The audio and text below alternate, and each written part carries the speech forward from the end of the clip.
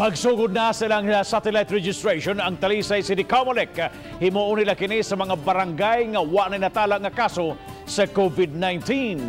Adunay live report si Faye Marie Dumabok. Fem.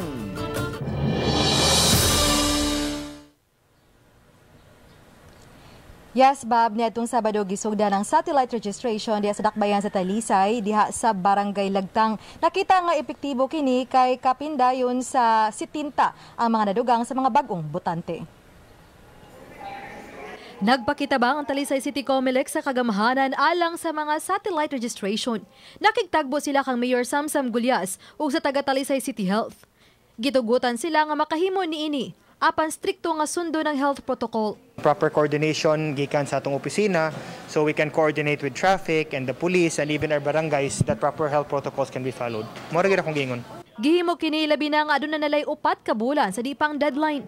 Apan gikinahanglan gihapon nga mag-online appointment ang mga magparehistro diha sa satellite registration ug limited lang gihapon. Gipatuman na usab sa Comelec sa Talisay City ang barangayan diin sa matag adlaw. Gi-priority ang mga mulupyo sa usa ka barangay aron irehistro sa makarong adlaw nga mga botante sa barangay Biasong ang gi-priority. So far, ang allowed lang ta nga maka-satellite is katulang na 0 cases. Dili ta allowed bisag usa, dili ta pwede. Kung dili ni nato buhaton kaning atong barangayan, atong satellite, basin manggod magtapok ini ka last day. So muna mong gi-avoid. Hinoon, girehistro gihapon ilabi na mga mibalhin og lugar.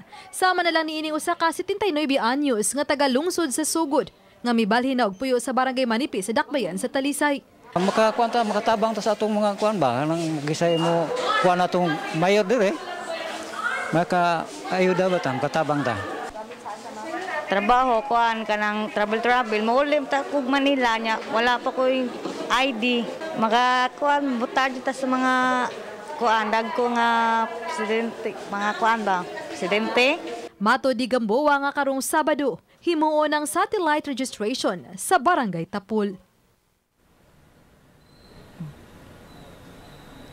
Samtang Bob na obserbahan usab sa Talisay City Comelec nga mas ni triple ang gidaghanon sa mga bag-ong botante karon diha gisugdan nila ang barangayan kun ang paghatag og priority sa usa ka barangay sa matag adlaw. Gani sa buwan sa Mayo bisan wala pa kanina human karon aduna nay 951 ka mga dugang nagparehistro nga natala. Bob. Dahil salamat Faye Marie Dumabok sa imong live report.